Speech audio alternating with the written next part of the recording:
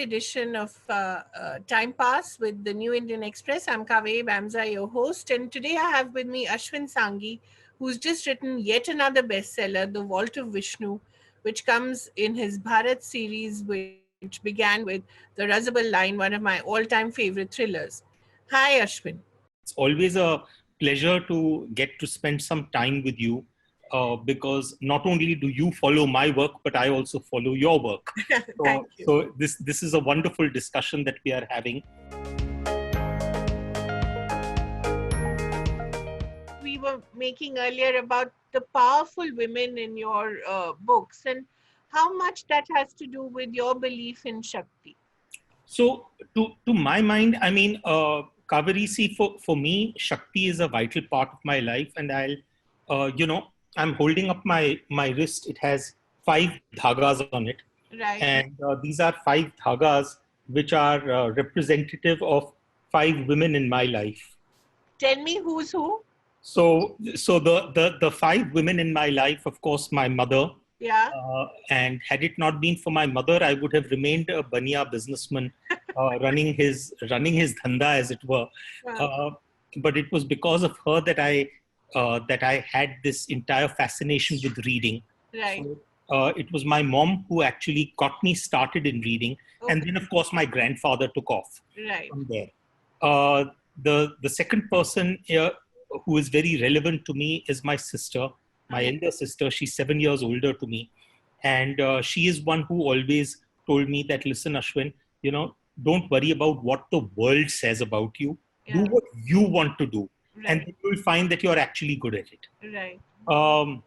The third person is actually my wife, Anu, because when I had done the research on the Rozabal line, Yeah. and I had reached a point where I had mountains of research and I didn't know what to do with it. She said, you're an absolute idiot. You need to write a story on this. Right. She's the one who put the laptop in front of me and said, write. Okay. So I would never have got started with that entire process had it not been for her. Right. The fourth is my Rakhi sister. And she is someone who is almost 7 or 8 years younger to me. And she gives me that mischievous streak in my life, which allows me to sort of almost indulge her perpetually. And it's that, I will sometimes share story ideas with her. I'll say, oh, how would you deal with this? Right. And so that is the fourth Shakti in my life.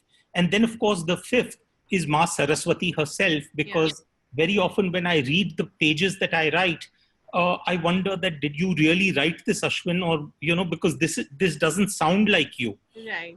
Or how did you even end up thinking like this, because this is way beyond you. So that's the moment when I realized that ultimately it's all at the feet of Ma Saraswati. Yeah. So these are the 5 Shaktis of my life. And they have been extremely important to me, because from the time that I started writing the Rozabal line, Yeah. I realized one thing, which was that, we tend to think of the world in dualities, in terms of opposites. So we think that light and dark are opposites, but darkness is not the opposite of light. It's the absence of light. Yeah. Heat and cold. Cold is simply the absence of heat. Right. Or for example, wise and foolish. Foolishness is simply the absence of wisdom. Yeah. So in that sense, when I look at the concepts of Shiva and Shakti, or the concept of male and female, to my mind, the way I visualize it is that male is simply the absence of female energy. Right. So the men of this world, simply because we've not been endowed with that much Shakti, that's why we've ended up as the male form. Right. So then you don't think of them as dualities. You don't think of them as opposites, which means, in other words, that if you are worshipping energy, you have to worship Shakti. Please like our social media handles and subscribe to our channel by clicking on the bell icon.